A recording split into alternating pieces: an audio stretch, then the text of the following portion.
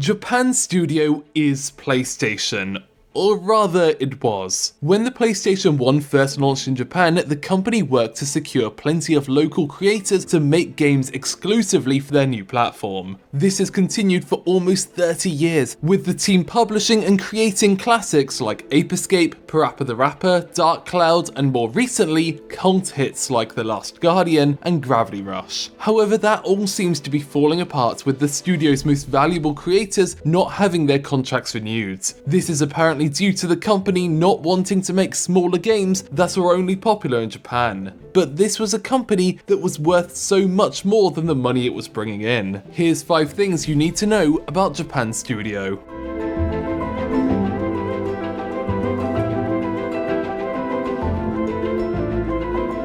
Japan's studio and Sony Interactive as a whole was set up as a joint effort between the business side and Sony Music. This meant that in those early days, a lot of their attitude was shaped by the music industry, and that's something that many at the company felt was relevant for a long time. In music, you want to give people a chance and listen to their demo, and in the same way, Japan's studio found unique game creators and gave them a chance to present something unique. Parappa the Rapper was never going to become a worldwide hit, but Sony was still new to this, and so they strove to invest in new ideas, something that continued to shape Japan's studio for decades, leading up to stuff like the truly unique The Last Guardian being urged through its difficult development despite the fact that it was never going to make all that much money.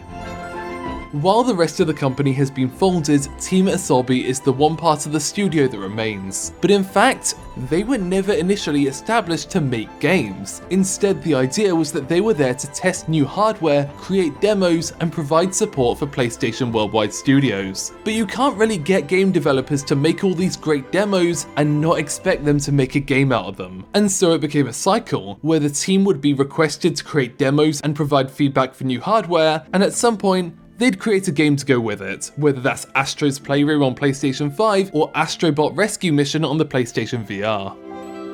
Japan's studio has been around for a long time, but one thing was clear: it was important that they continue to serve the Japanese audience. Consoles weren't all that popular, but they felt it was still important to create the sort of games that local audiences would enjoy, and that kept up for a while. It was a kind of balance. They needed to recoup their investment, but still take risks on things that may not be successful overseas. This became harder over time as console game development became more expensive, but despite the studio folding, we did still manage to get plenty of ambitious ideas that could have only come from these developers.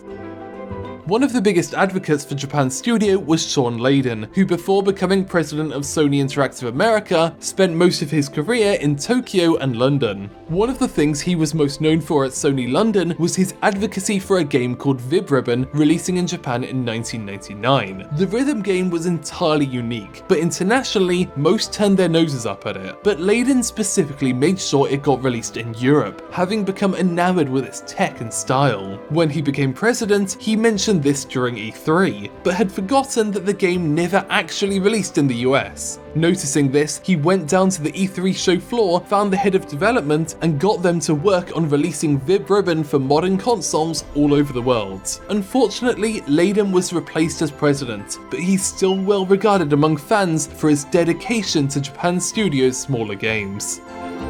When Sucker Punch went to create their 2020 hit Ghost of Tsushima, they immediately ran into an issue. They didn't have the research, and there's only so much you can do from California. This was when they realized they belong to a Japanese company, and so they contacted Japan Studio to help them out. The Japanese developers flew a bunch of the team over to Japan, gave them a tour of both the country and Tsushima itself, while introducing them to historians. They also were the ones to organize the Japanese dub of the game, featuring many big names in the industry. This level of research is difficult for a lot of US companies, but Japan Studio made it easy for them, leading to the game being immensely popular in Japan as well.